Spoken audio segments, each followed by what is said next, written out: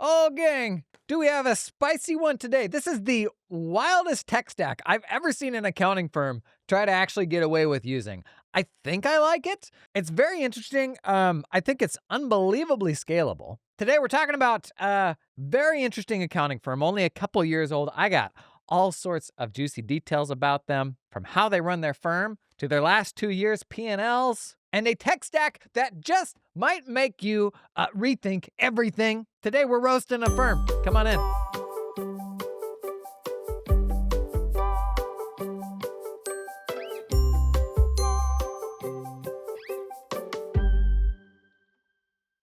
Okay, let me tell you about this firm. It is a Canadian firm, so we won't get super deep into tax stuff. Bookkeeping is 82% of this firm's revenue. 6% is personal tax, 12% is compilations and corporate tax. They did 107 grand top line in 2024. I'm paced to do about 135 this year. Rural firm, works from home. As far as the team goes, they have one non-voting team member, their spouse. Their spouse recently joined the firm, doing some bookkeeping stuff, and may get more into some of the tax work. 95% of this firm's bookkeeping clients are service-related, so construction, professional services, entertainment. But their biggest client is basically a property management firm where they do like a kind of a special flavor of property management bookkeeping for them. Very interesting. We're gonna circle back to that. But let's jump right into the tech stack here. Here we go. The competitive advantage, I'm reading their words now, in our tech stack comes from the combination of LiveFlow and Copilot. So for context, LiveFlow, if you don't know who LiveFlow was,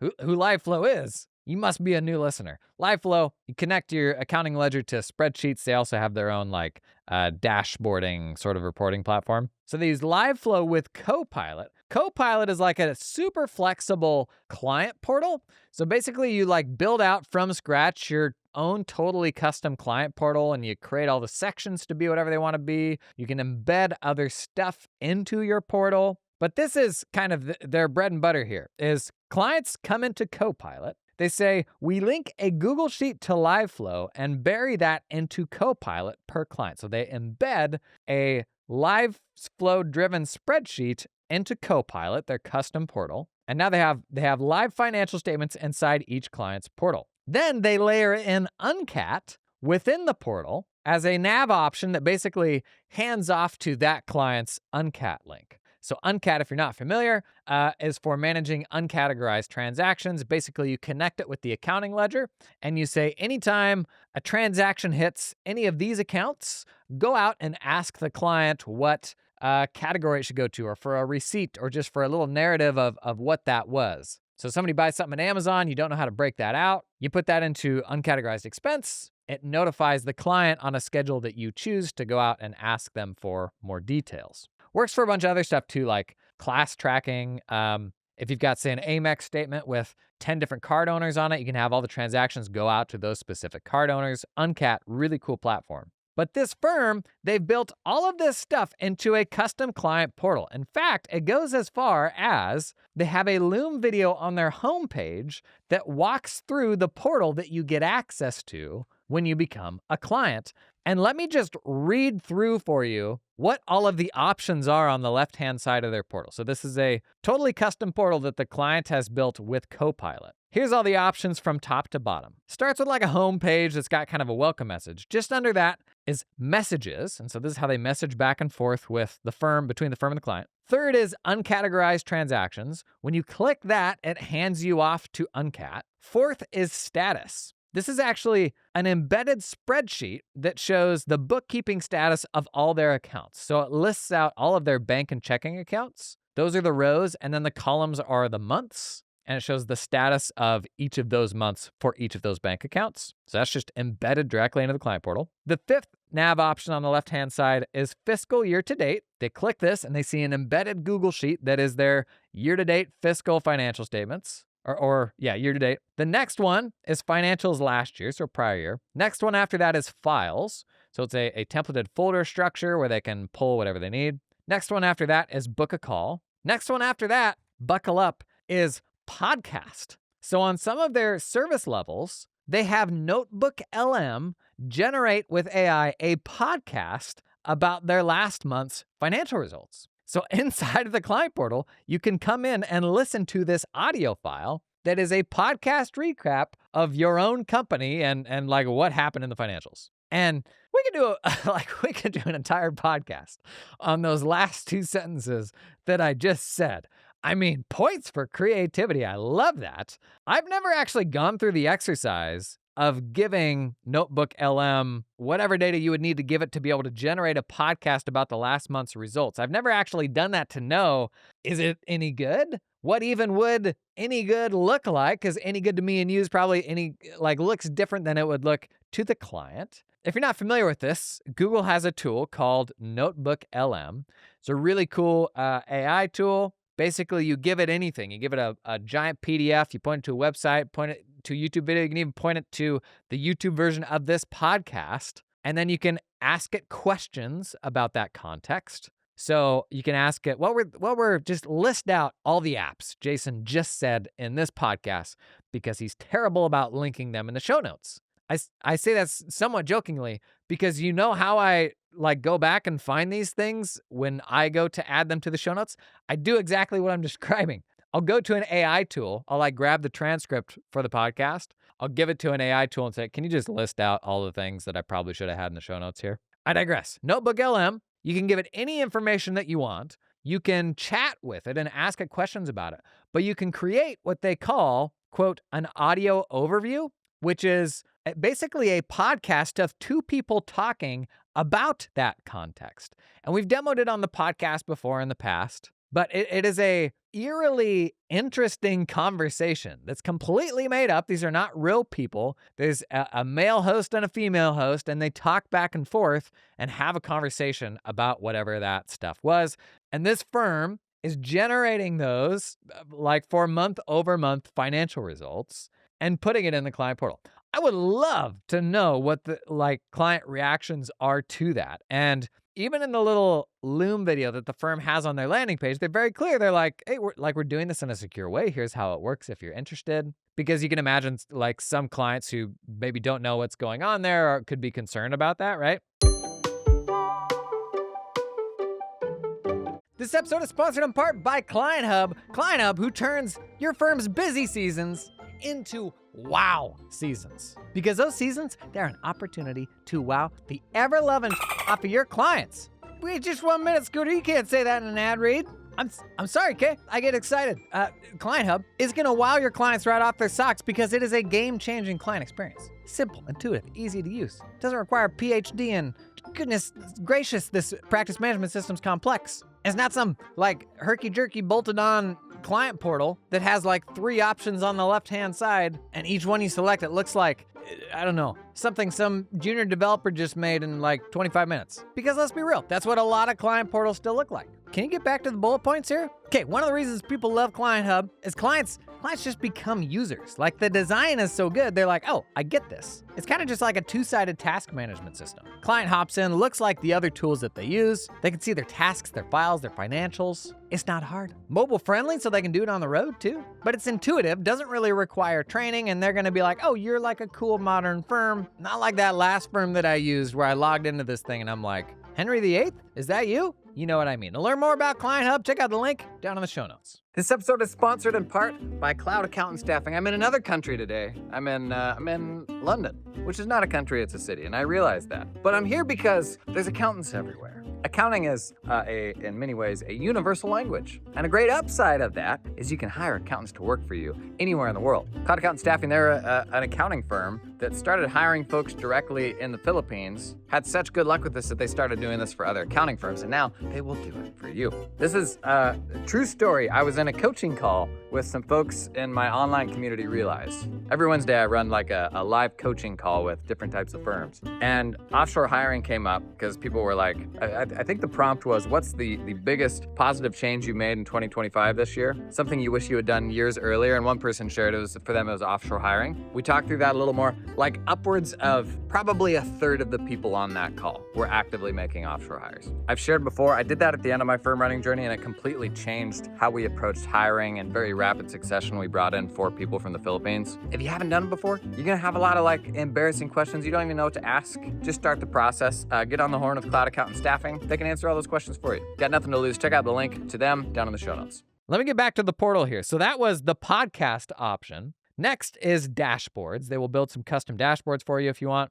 Then they've got help desk, commonly asked questions, bookkeeping packages, edit your profile, leave a review, fill out some forms, and a few Canada-specific like registration sort of things. So there's like 15, 20 different nav options in this totally custom portal that they've built. And you can even, is an interesting thing about Copilot, you can even from their landing page create an account and get instant access to a demo portal account. Like if you're not paying anything at that point, you aren't actually getting access to anything valuable.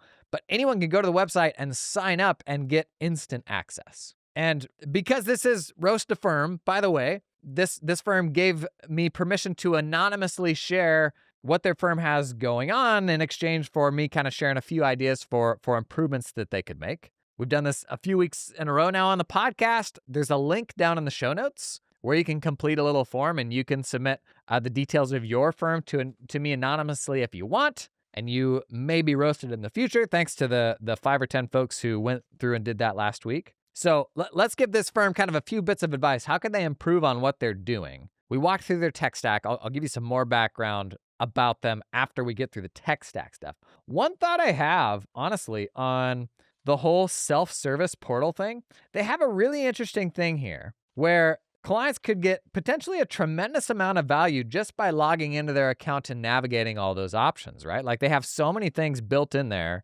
from financial statements to the status of all their current projects, these podcast dashboards. One idea I have here is this is really suited for a freemium offering that goes lower down the value ladder than a firm would normally go, but doesn't really require any work from you. And if you think about an accounting firm that's, leaning into thought leadership to some degree, you've got some content that's helpful for a specific avatar, a specific type of client. Think of all of the things that you could build into that portal where clients could sign up to that portal from your website at no cost, get instant access to some cool resources, and maybe from inside of that portal, even have the ability to purchase upgrades.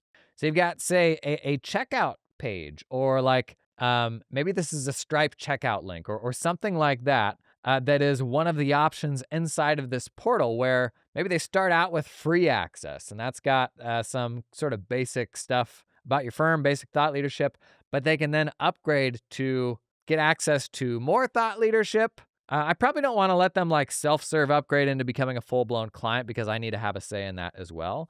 But one thought I have here, just because this firm has such a unique tech setup here, is how can we take this even further?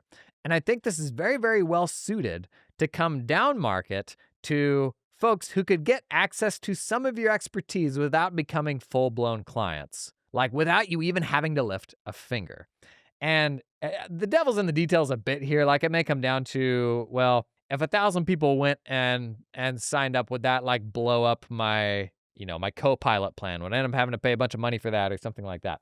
I think oftentimes our minds go there. The reality is that probably won't happen to you, but it's definitely worth considering and planning for the downside there. And I could envision a really cool version of that if they were serving a specific type of client. If it's a general small business firm, you're doing just bookkeeping, there's virtually no version of just bookkeeping thought leadership that is going to rise above what everybody else does. And to be clear, you don't have to be the very best in the world. But when I think of people that are at the top of the heap, it's the people like Nicholas Boucher, who we had on the podcast a few weeks ago. He's got 1.1 million followers on LinkedIn, and he's putting out valuable information en masse that people are gobbling up at a prolific level.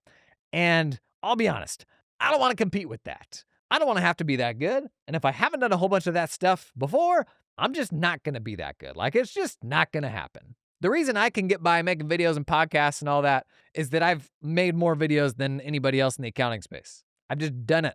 I did it for 18 months. Two videos a week for 18 months while running a 40-person firm. And you know how many subscribers I had after 18 months? 500. So don't come at me telling me I'm a natural. I'm not, because you weren't watching when I didn't look like a natural. And so you've got like people like Nicholas out there who are just prolific at this.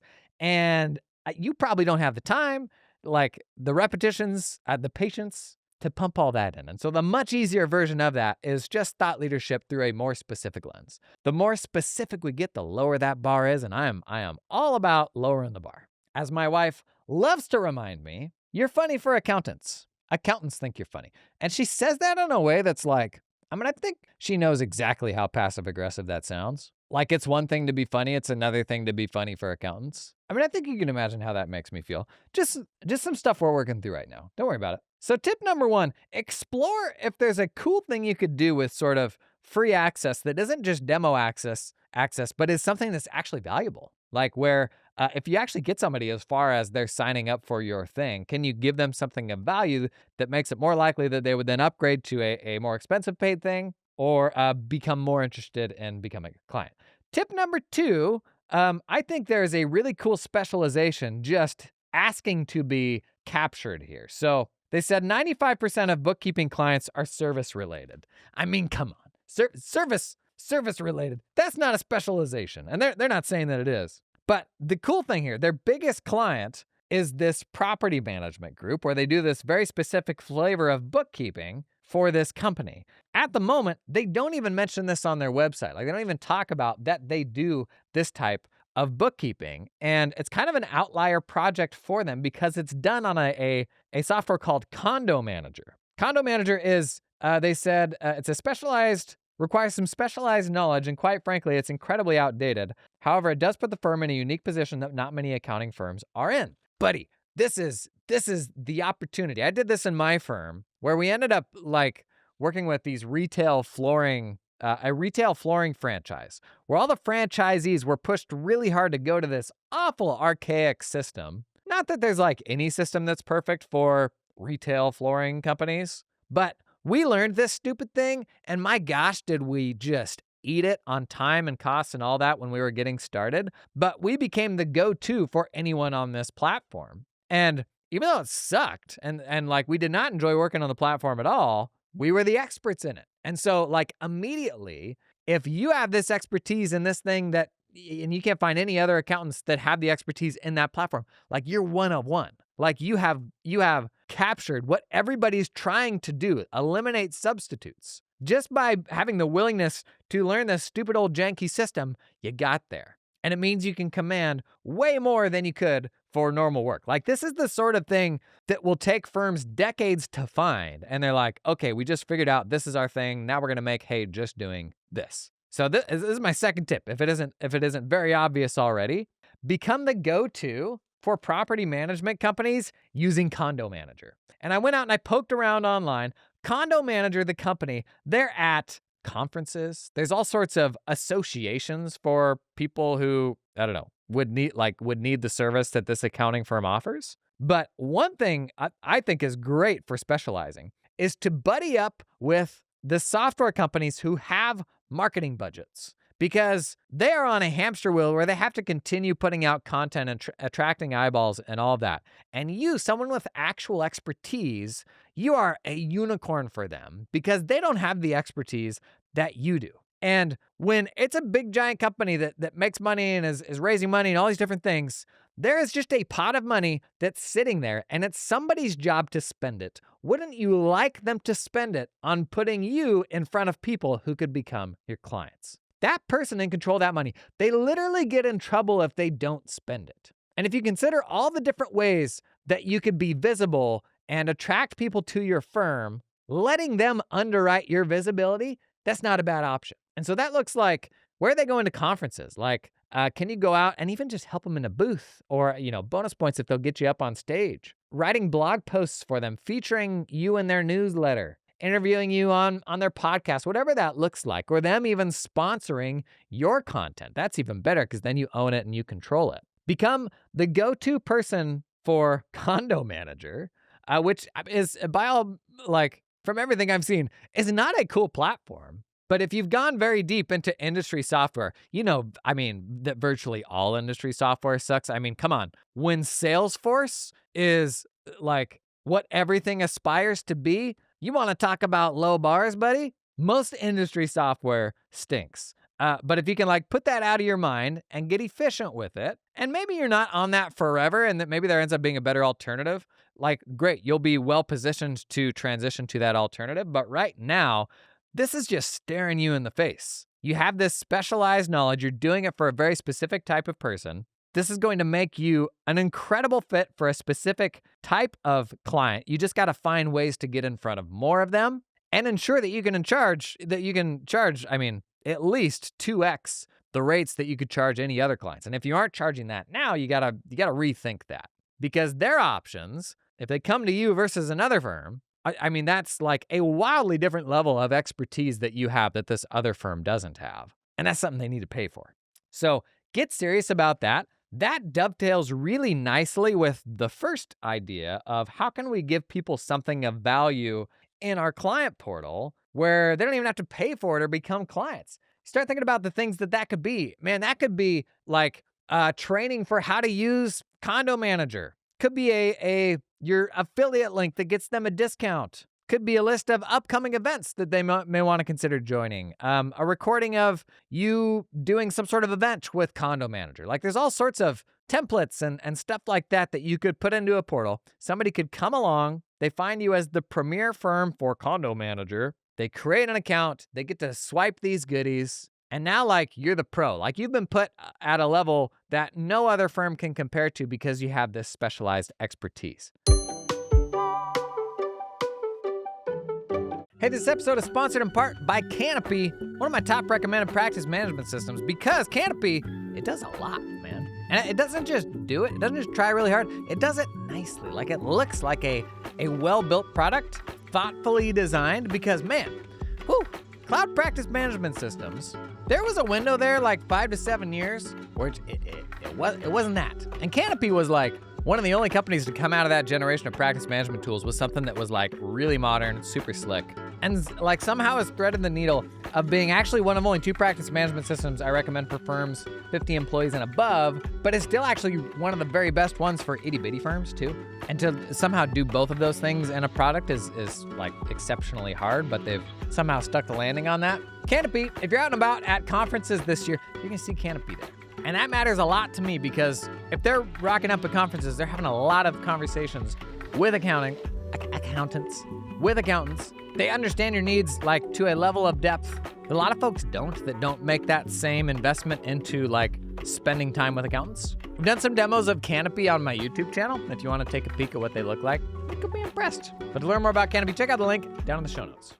Today's episode is sponsored in part by TeamUp, who helps you hire talented accountants directly in the Philippines. You ever wondered how much it would cost to hire a senior accountant? That is, what do you pay a senior accountant in the Philippines on an ongoing basis? Senior accountant, just so we're on the same page, somebody who can manage the entire end-to-end accounting process, post all the closing entries. In fact, here's the profile of a senior accountant TeamUp recently placed into a firm. They had a bachelor's in accounting, were a certified public accountant, which is a Philippines certification, Bill.com, and QuickBooks certified. 6.5 years experience in accounting, over 5 years experience with U.S. firms, experience managing, training, and reviewing the work of junior team members. Doesn't that sound nice? Proficient with QuickBooks, Xero, Bill.com, Rippling, Gusto, Expensify. Salary, $2,000 a month. The normal range for a senior accountant in the Philippines, between $1,700 and $2,200 USD per month. Buddy, accounting, it's a global language. It really is. Doesn't matter if you got butts in the seats in the land of the free or in somebody else's land. Accounting's accounting. To learn more, actually could swipe TeamUp's whole salary guide that they just made. It's really good. I'll link that down in the show notes. Man, I'm serious about firms looking for something just like this for decades. Not the tech stack, but the specialization opportunity. This is the golden nugget, the type of golden nugget that we talk about, where you stumble into something and you're like, hang on. Okay, property management is obviously absolutely massive. There's associations and events and everything everywhere. This is big money stuff. You mean to tell me they're doing bookkeeping on this piece of crap platform?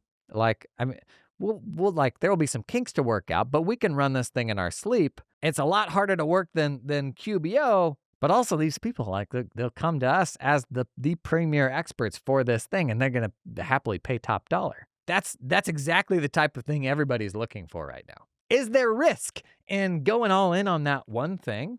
I would say no, because anytime you go deep on something like that, like, you're going to the second level of depth of something that people know exists but don't really know anything about. And every time you go a level deeper, you learn, oh, there's an entire ecosystem of people serving this space and all these other adjacent things. And even if this went under today, I would now be aware of a whole bunch of other opportunities that I wouldn't have otherwise gotten exposed to because I didn't go that next level deeper. It's like we talk about, I think this was from the Win Without Pitching manifesto, like, you're standing in a room full of doors, and you're afraid to walk through a door because now you can't go back through all those other doors. But you don't realize until you go through that door that you're in a room full of doors. Doors that you wouldn't have known existed had you not gone through that door. And those doors, with each level of depth you go into, those are better paying doors. Those are more interesting doors than the doors that everybody else understands and everybody else sees. Okay, last bit of advice I've got for the firm is around how they build out their sort of 3 tiers of services. So right now they've done what I think most people do. They have a bronze, silver, and gold package. They're pretty upfront with it. They literally show it in their client portal, like, bronze, silver, and gold look the exact same for everybody. This works. You actually usually see this more with firms beyond a certain scale where they don't want to change the configuration of packages to keep things simple. Usually that's something you see from bigger firms, not smaller firms.